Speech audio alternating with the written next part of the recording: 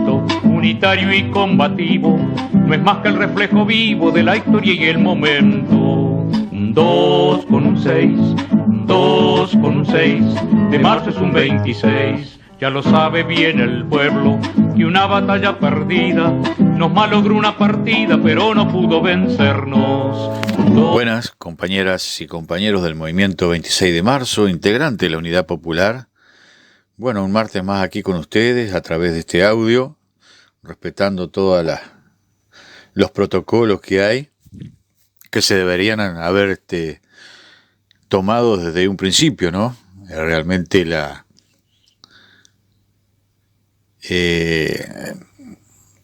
el pensar de que como era allá a lo lejos no nos iba a pasar nada, bueno, ahora estamos pagando las consecuencias y de ser un ejemplo a nivel mundial en cuanto a la lucha, hoy pasamos a ser en un momento bastante complicado y que se complica cada vez más, ¿no?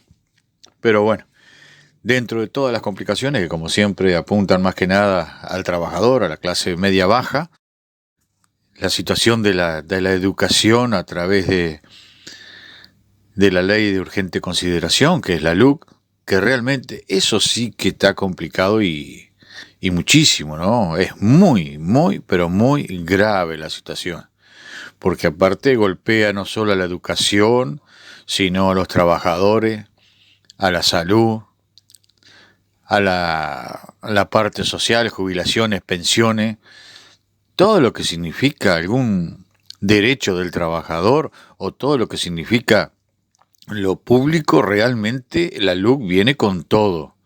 Y más cuando hay un gobierno que le da todo a favor y una oposición que está dibujada, ¿no?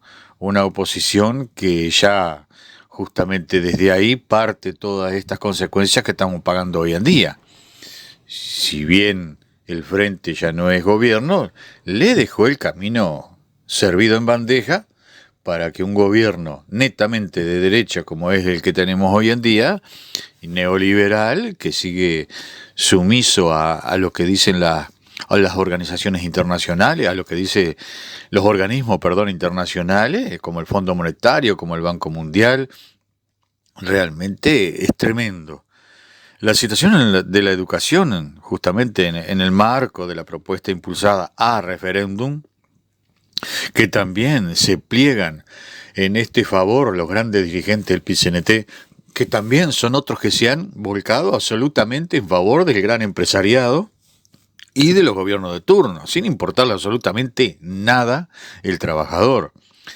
De la primera moción del PCNT de impugnar 116 artículos, por ejemplo, la llamada Mesa Chica, integrada por el PCNT, la FUCBAN y la FEU, y la Intersocial Feminista, define la impugnación de esos 133 artículos. Esta propuesta no tuvo acuerdo en la Intersocial. A pesar de ello, la Mesa Chica decide impulsar el referéndum con esta plataforma. Esta propuesta, totalmente insuficiente en su contenido, deja en general sin impugnar varios artículos regresivos y particularmente en el capítulo de educación, deja intacto un contenido que habilita el avance del modelo neoliberal. O sea, aquí tenemos que tener bien en claro, ¿no? La docencia no tiene la culpa. Aquí los grandes responsables es los distintos gobiernos de turno por realmente ellos piensan que invertir en la educación es perder dinero. No ven el trasfondo de la cuestión. La educación es base absolutamente, la educación pública sobre todo, en cualquier país del mundo, es base, y sin embargo acá se la está dejando de lado y se la está de a poco privatizando, cosa de que aquel que tiene las condiciones económicas que puedan sustentar una carrera son los únicos privilegiados que van a llegar. Realmente una diferencia tremenda, atroz, y todavía los que callan, ¿no? En el tema de educación se sacan artículos con el cual la derecha estaba dispuesta a profundizar en su modelo y que generaba fuerte rechazo a nivel de los trabajadores de la educación. En cambio, se deja una propuesta intermedia con la que el progresismo da un paso más en lo que ha impulsado en 15 años de gobierno. La LUC ha abordado este asunto a partir de la Ley 18.437 General de Educación del 2008 con el Frente Amplio. Se han dado pasos en una modalidad de complementación público-privada similar a lo dado en la salud con el SNIS. Construcción de edificios a través de la modalidad PPP, o sea, la asociación pública y privada. Liceos, modelos, jubilar, providencia, son un claro ejemplo de la asociación público-privada. La insistencia en el currículum contextualizado, la formación en competencias y la puerta abierta a propuestas como EDUI 21 forman parte de un paquete promovido por el llamado progresismo. Por lo tanto, quedan fuera de los artículos a impugnar conceptos que son una semilla a germinar a posteriori, permitiendo avanzar en la concepción neoliberal de la que la derecha está dispuesta a profundizar, como se ha mostrado con la LUC. La alternancia en el poder que busca asegurarse entre la derecha conservadora de la coalición multicolor y la propuesta progresista que propone el Frente Amplio es claramente visible en el tema educación. Hay un modelo educativo al que ambos contribuyen con matices. Unos, más moderados, promueven el plan neoliberal en etapas y los otros dispuestos a profundizarlo en forma más rápida porque representan a la derecha en su esencia. Ambos apuntan a una educación para el mercado, a preparar en competencias siguiendo el lineamiento de los organismos financieros internacionales y del inversor extranjero. Recordemos la propuesta educativa exigida por UPM y aceptada por Uruguay en el contrato firmado por último gobierno frente amplista. Esto debemos tener memoria y que quede bien en claro, ¿no? Así como hoy en día vemos una profundización de las medidas neoliberales, también tenemos que acordarnos quiénes son los que le facilitaron el terreno para que esto se siguiera adelante. En un proceso de privatización a través del modelo de complementariedad público-privado.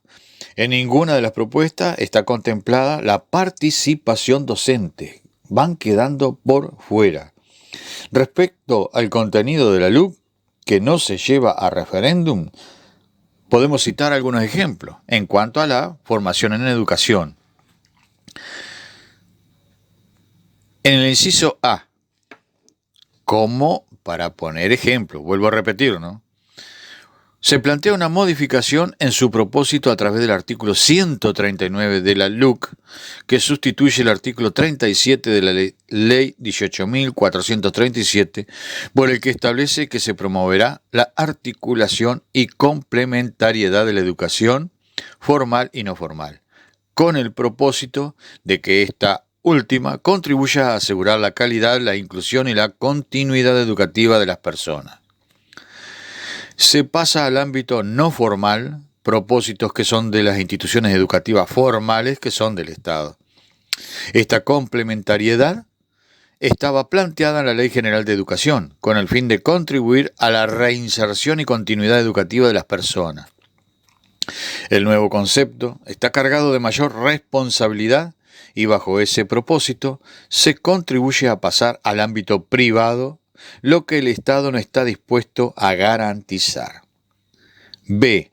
Se mantiene el artículo 157 de la LUC, según el cual la educación no formal queda a cargo de un Consejo de Formación en Educación, compuesto por 7 miembros, 5 designados por el CODICEN, uno de ellos preside con voz y sin voto, uno es elegido por docentes y otro por estudiantes. Se abandona el planteo del Instituto Universitario de Educación para la formación de los docentes. El artículo 170 de la LUC refiere a la formación en educación universitaria y establece la sustitución del artículo 84 de la Ley 18.437 que fijaba la creación del Instituto Universitario de Educación en el ámbito de la ANEP. Ahora expresa que CODICEN realizará en el marco de sus cometidos acciones tendientes a facilitar la creación de una formación en educación de carácter universitario. El Instituto Universitario ya no está en los planes. La propuesta de la LUC expresa una aspiración en la que no especifica cómo ni dónde se instrumentará esa formación. Esto allana el camino a los privados, ámbito que actualmente manejan. Esto se adecúa con la propuesta de complementariedad público-privada, que en los hechos es privatización. Hoy se presenta el problema de la reducción de la propuesta educativa, reducción de talleres de UTU, recortes de horas y grupos, supresión de cargos vacantes, entre otras, cuando lo estatal público queda el espacio para su traslado a la órbita privada. Esto, asociado a un presupuesto restrictivo, nuevamente la educación es postergada. Por lo tanto, si no se destinan recursos estatales al sistema educativo, se acumula otro argumento para impulsar la llamada complementariedad público-privada. C. Se mantiene el artículo 174 de la LUC, que sustituye el artículo 92 de la Ley 18.437, que había creado el Consejo Nacional de Educación No Formal en el ámbito del MEC, compuesto por 3 miembros, MEC, UDELAR y ANEP. Dicho consejo tenía un comité asesor y consultivo con representantes del ámbito estatal, Ministerio de Transporte y Seguridad Social, el MIDE, Ministerio de Turismo y el INAU, y de la educación no formal privada. El sustitutivo establece un paso más en la integración público-privada, creando una Comisión Nacional de Educación no formal dentro del MEC, compuesta por delegados del MEC, ANEP, UDELAR, INAU, INEFOP y por instituciones privadas de educación no formal. En el ámbito no formal ya no participa como consejo asesor, lo público y lo privado participan directamente en la comisión creada. En lo que se refiere a los cometidos de la ANEP, en el artículo 147, se mantiene una modificación de la LUC que afirma que a esta le corresponde elaborar y desarrollar políticas educativas y agrega, en el marco de los lineamientos generales y metas establecidas en el Plan de Política Educativa Nacional. Este es el plan político de cada gobierno. Se aclara que la ANEP elabora una política educativa que está en el plan del gobierno. No hay autonomía. Para algo diferente, agregar este concepto es una garantía para que las políticas educativas del gobierno puedan concretarse. Otros aspectos a destacar de la LUC, que el PIT-CNT fuera de la consideración de un probable referéndum, son creación como persona jurídica de derecho público no estatal del Centro Ceibal para el apoyo a la educación de la niñez y la adolescencia. Se mantienen artículos de la LUC que manejan un lenguaje amplio e impreciso, que son una puerta abierta, un cheque en blanco. Por ejemplo, en lo que mencionábamos referente a dar el carácter universitario de la formación docente. De igual manera, se aprecia cuando se trata de habilitar las certificaciones de las modalidades de educación a distancia y presencial, los que serán otorgados por los organismos competentes. En la práctica, con un lenguaje flexible, adaptable y modificable, también se generan espacios que habilitan todo lo que no queda claramente establecido. Las ATD se mantienen con carácter consultivo. Se descarta totalmente la idea de autonomía y cogobierno, como se dispuso en el Congreso de Educación Julio Castro. Este contenido, que se mantiene fuera del referéndum, asegura la continuidad de la concepción neoliberal en la educación, como lo ha desarrollado el progresismo, y deja una puerta abierta que avala la profundización de este modelo en manos de la derecha, que está dispuesta a ir a más. A estos elementos hay que sumarle la situación de que muchas organizaciones de los distintos niveles de la educación a nivel nacional se pronunciaron ir contra toda la ley y en particular contra todo el capítulo de educación.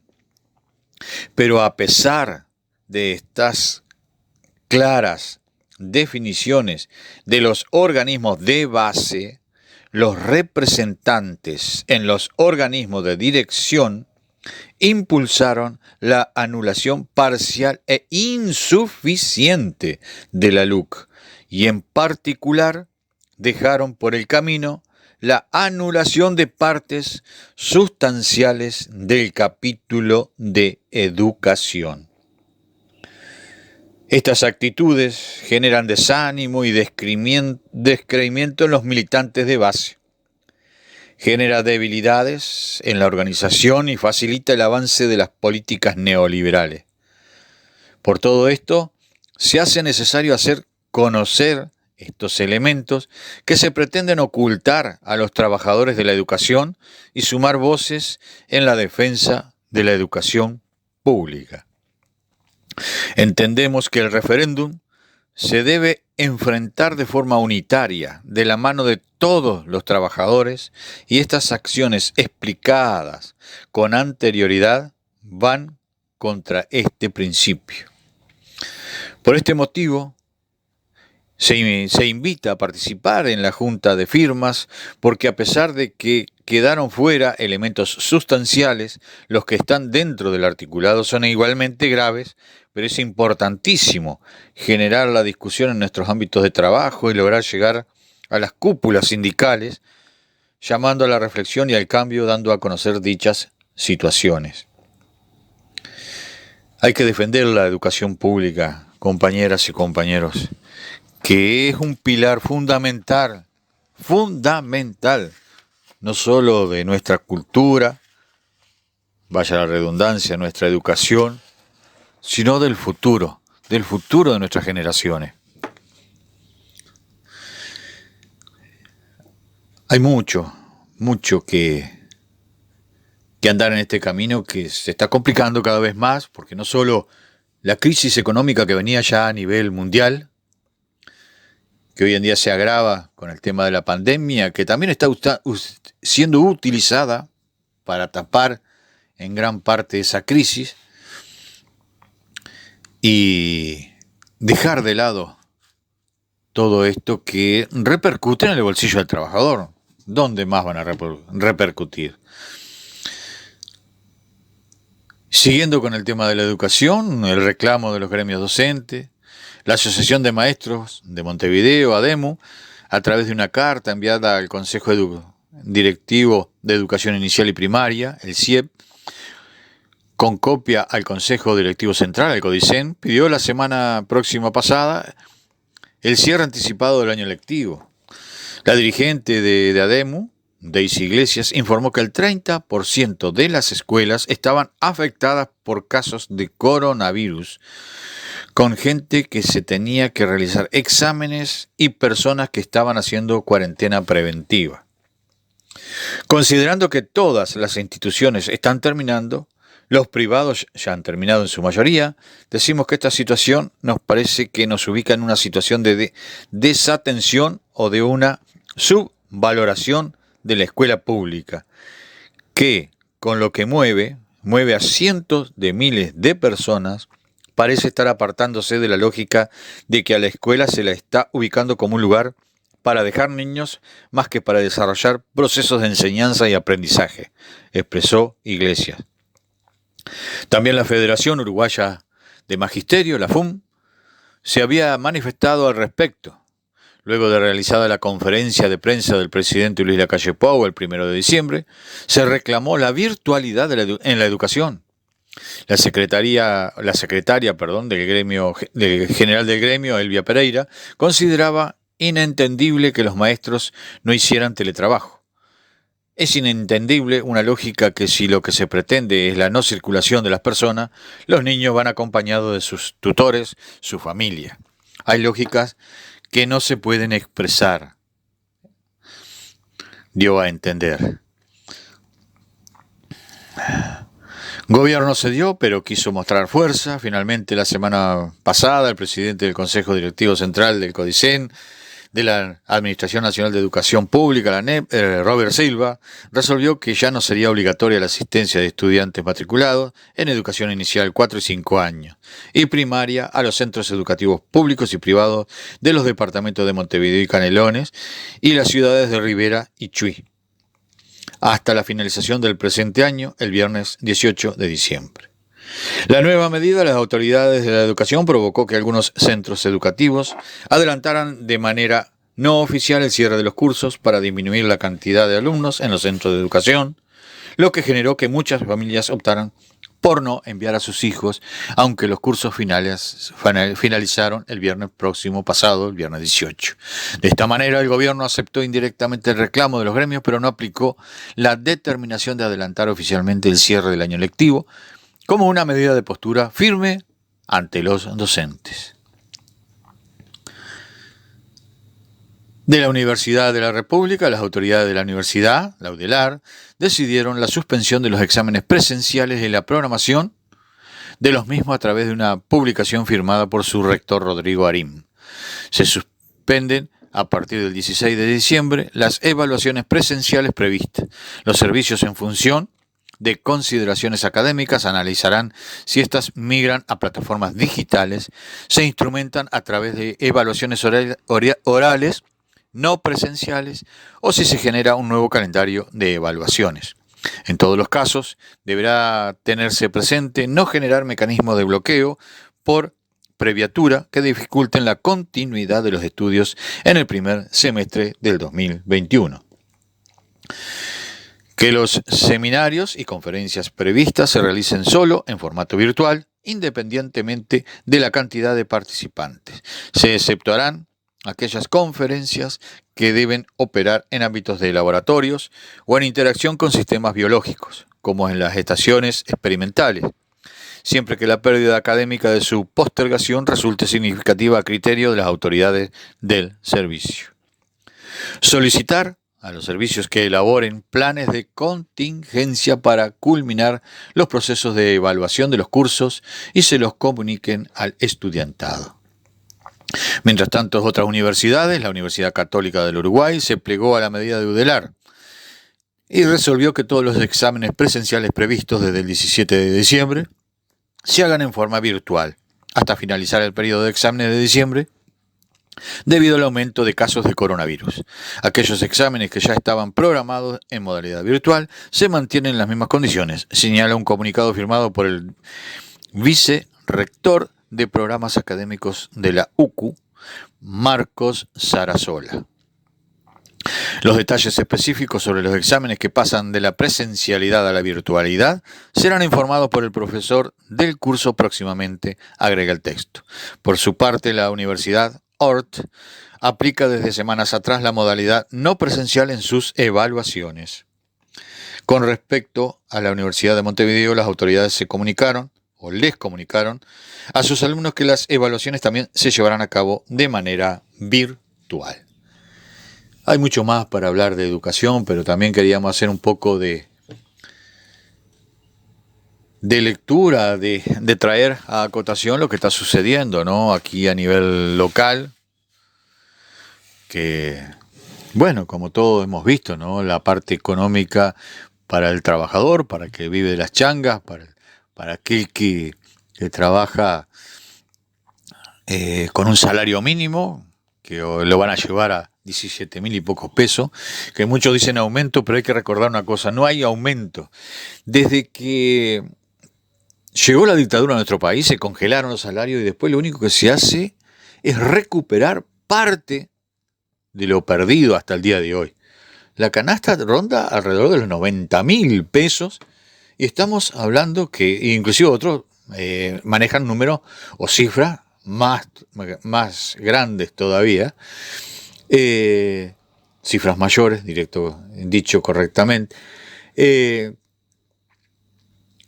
y seguimos recuperando, nada más, con un salario mínimo de 17.000 y poco de pesos, ¿qué se puede hacer hoy en día? ¿Cómo se puede hacer para sobrevivir? Realmente está muy, pero muy complicado el panorama, y ni que hablar del próximo año, ¿no?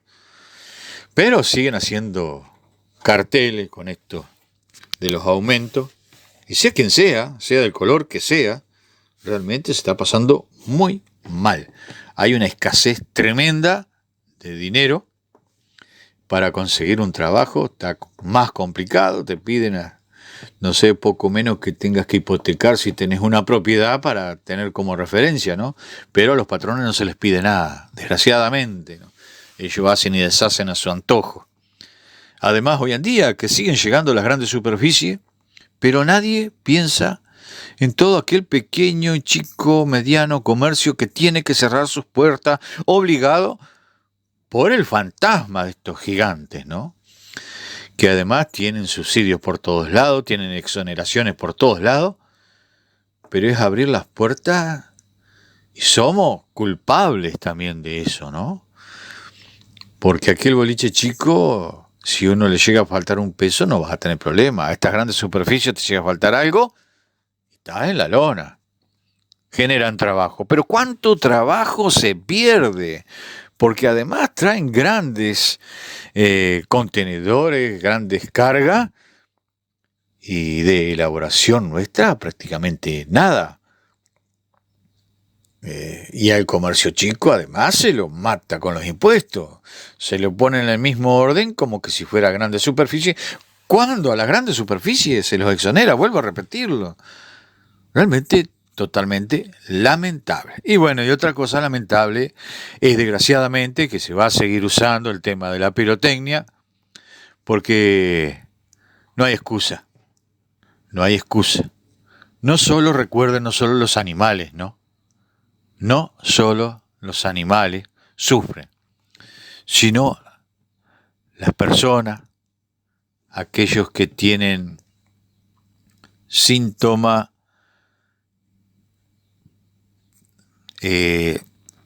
a mí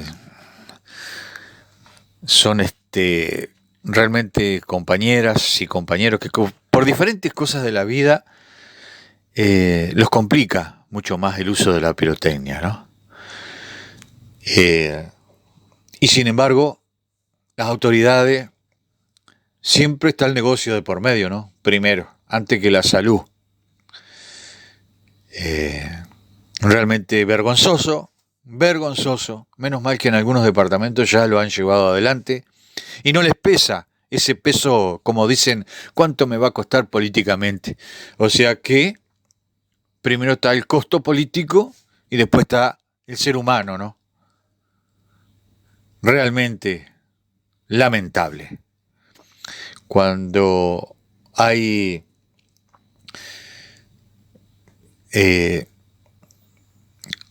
con capacidades distintas, y todos tenemos capacidades distintas, pero por dicho de otras, con complicaciones más difíciles de llevar adelante ante una sociedad totalmente clasista, discriminatoria, como la que vivimos, porque acá se discrimina y se es clasista al máximo. Realmente hay que poner las cosas sobre la mesa y decir cuáles son, ¿no? Y otra cosa que también rompe la vista y se sigue a través de los años, estamos en la prehistoria, seguimos en la prehistoria, el tema de las grandes colas, personas mayores, y no solo ahora con el tema de los créditos en el banco, que son una miseria y que tienen unos intereses también terribles, en la salud exactamente lo mismo. Compañeras y compañeros, que pasen dentro de todo una feliz fiesta en familia, cuidarse, sobre todo eso, tener conciencia de lo que estamos padeciendo, y nos estaremos o viendo o escuchando el próximo martes. Hasta la victoria siempre, arriba los que luchan y no claudican.